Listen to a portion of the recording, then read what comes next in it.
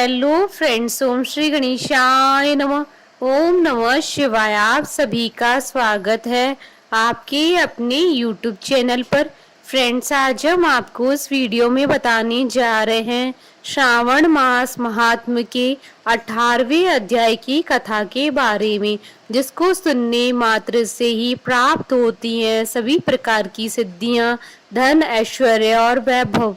Friends, video शुरू करने से पहले आपसे रिक्वेस्ट है, अगर आप हमारे चैनल पर नए हैं और आपने अभी तक चैनल को सब्सक्राइब नहीं किया है तो प्लीज सब्सक्राइब कीजिएगा चैनल को, साथ ही प्रेस कीजिएगा बेल आइकन को, जिससे नए वीडियो से रिलेटेड नोटिफिकेशन आपको तुरंत प्राप्त हो सके।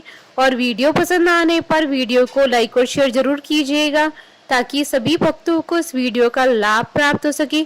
और कमेंट बॉक्स में ओम नमः शिवाय जरूर लिखिएगा। श्रावण मास महात्म सभी प्रकार के विघ्नों का नाश करने वाले तथा सारी सृष्टि का पालन करने वाले श्री गणेश जी तथा ज्ञान के दाता देवी श्री सरस्वती जी तथा सब पुराणों के कर्ता श्री व्यास जी तथा श्री गुरुदेव जी के चरण कमलों में नमस्कार करके भगवान की श्रद्धा और भक्ति रस में डूबे हुए श्रावण मास महात्म्य की कथा कहती हूँ। आशा दशमी व्रत का विधान। सनत कुमार बोले, हे भगवान, हे पार्वती नाथ, हे भक्तों पर अनुग्रह करने वाले, हे दया सागर, अब आप दशमी तिथि का महात्म्य बताइए। ईश्वर बोले, हे सनत कुमार, श्रावण मास में शुक्ल पक्ष की दशमी तिथि से यह व्रत आरंभ करें। पुनः प्रत्येक महीने में शुक्ल पक्ष की दशमी तिथि को यह व्रत करें। इस प्रकार 12 महीने में इस उत्तम व्रत को करके बाद में श्रावण मास में शुक्ल पक्ष की दशमी तिथि पर इसका उद्यापन करें।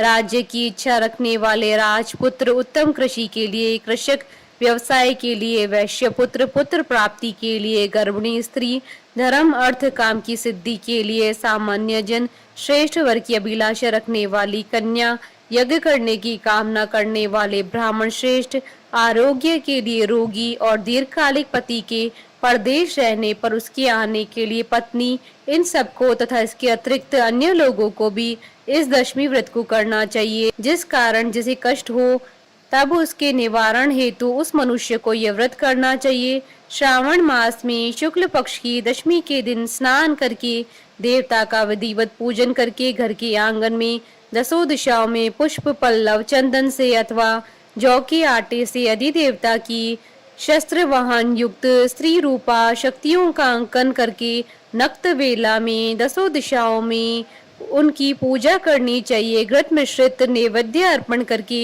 उन्हें पृथक पृथक दीपक प्रदान करने चाहिए। उस समय जो फल उपलब्ध हो वही चढ़ाने चाहिए। इसके बाद अपने कार्य की सिद्धि के लिए इस प्रकार प्रार्थना करनी चाहिए, हे दिग्देवता, मेरी आशाएं पूर्ण हो और मेरे मनोरथ सिद्ध हो, आप लोगों की कृपा से सदा कल्याण हो। इस प्रकार विधिवत पूजन करके ब्राह्मण को दक्षिणा देनी चाहिए। हे मुनि श्रेष्ठ, इसी क्रम से प्रत्येक महीने में दशमी तिथि का व्रत सदा करना चाहिए और 1 वर्ष तक करने के अनंतर उद्यापन करना चाहिए। अब पूजन की विधि कही जाती है। स्वर्ण अथवा चांदी अथवा आटे से ही दसों दिशाओं को बनाएं। उसके बाद स्नान करके भली भांति वस्त्राभूषण से अलंकृत होकर बंधु बांधुओं के साथ भक्ति पूर्वक मन से दशों दिग देवताओं का पूजन करना चाहिए। घर के आंगन में क्रम से इन मंत्रों के द्वारा दिग देवताओं को स्थापित करें। इस भवन के स्वामी और देवताओं तथा दानवों से नमस्कार किए जाने वाले इंद्र आपके ही समीप रहते हैं। आप ऐन्द्री नामक दिग देवता को नमस्कार है। हे आशी, अग्नि के साथ परिग्रह अर्थात विवाह होने के कारण आप आग्नेय कही जाती हैं। आप तेज स्वरूप है तथा पराशक्ति हैं, अतः मुझे वर देने वाली हूँ। आपका ही आश्रय लेकर वे धर्मराज सभी लोगों को दंडित करते हैं, इसलिए आप सैमिनी नाम वाली हैं। हे या में आप मेरे लिए उत्तम मनोरथ पूर्ण करने वाली हो। हाथ में खड़ग धारण किए हुए मृत्यु देवता आपका ही आश्रय ग्रहण करते हैं, अतः आप निर्रिक्ति रूपा हैं। आप मेरी आशा को पूर्ण कीजिए। हे वारुणी, समस्त भुवनों के आधार तथा जल जीवों के स्वामी वरुण देव आप में निवास करते हैं, अतः मेरे कार्य तथा धर्म को पूर्ण करने के लिए आप तत्पर हो। आप जगत के आदि स्वरूप वायु देव के साथ अधिष्ठित है, इसलिए आप वाव्य हैं। हे वाव्य, आप मेरे घर में नित्य शांति प्रदान करें।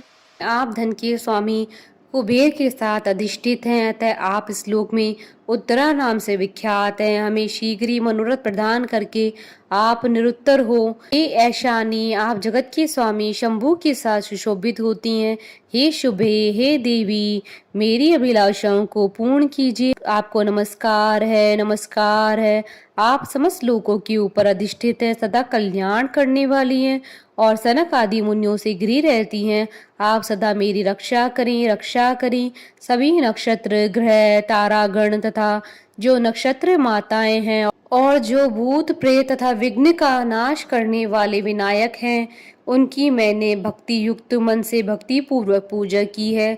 वे सब मेरे अभीष्ट की सिद्धि के लिए सदा तत्पर हो। नीचे के लोकों में आप सर्पों तथा नेवलों के साथ सेवित हैं, अतः नाग पत्नियों सहित आप मेरे ऊपर प्रसन्न हो। इन मंत्रों के द्वारा पुष्प धूप आदि से पूजन करके वस्त्र अलंकार तथा फल निवेदित करना चाहिए। इसके बाद वाद्य ध्वनि, गीत, नृत्य आदि मंगल कृत्यों और नाचती हुई श्रेष्ठ स्त्रियों के सहित जागरण करके रात्रि व्यतीत करनी चाहिए। कुमकुम, अक्षत, तांबूल, दान, मान आदि के द्वारा भक्ति पूर्वक मन से उस रात्रि को सुखपूर्वक व्यतीत करके प्रातः काल प्रतिमाओं की पूजा करके ब्राह्मण को प्रदान कर देनी चाहिए। इस विधि से व्रत को करके क्षमा प्रार्थना तथा प्रणाम करके मित्रों तथा प्रिय बंधुजनों को साथ लेकर भोजन करना चाहिए। हे तात, जो मनुष्य इस विधि से आदर पूर्वक दशमी व्रत करता है वह सभी मनोवांछित फल प्राप्त करता है। विशेष रूप से स्त्रियों को इस सनातन व्रत को करना चाहिए, क्योंकि मनुष्य जाति में स्त्रियां अधिक श्रद्धा कामना परायण होती हैं। हे मुनि श्रेष्ठ, धन प्रदान करने वाले, यश देने वाले, आयु बढ़ाने वाले तथा सभी कामनाओं का फल प्रदान करने वाले इस व्रत को मैंने आपसे कह दिया। तीनों लोकों में अन्य कोई भी व्रत इसके समान नहीं है। हे ब्रह्मपुत्रों में श्रेष्ठ, वांछित फल की कामना करने वाले जो मनुष्य दशमी तिथि को दशों दिशाओं की सदा पूजा करते हैं, उनके हृदय में स्थित सभी बड़ी बड़ी कामनाओं को वे दिशाएं फलीभूत कर देती हैं। इसमें अधिक कहने से क्या प्रयोजन है। हे शरद कुमार, यह व्रत मोक्षदायक है, इसमें संदेह नहीं करना चाहिए। इस व्रत के समान न कोई व्रत है और न कोई होगा। इस प्रकार श्री स्कंद पुराण के अंतर्गत ईश्वर सनत कुमार संवाद में श्रावण मास महात्म में आशा दशमी व्रत कथन नामक 18वां अध्याय पूर्ण हुआ। बोलिए भगवान शंकर, माता पार्वती जी की जय। हमारे साथ इस वीडियो में अंत तक बने रहने के लिए आपका धन्यवाद। ओम श्री गणेशाय नमः। ओम नमः शिवाय।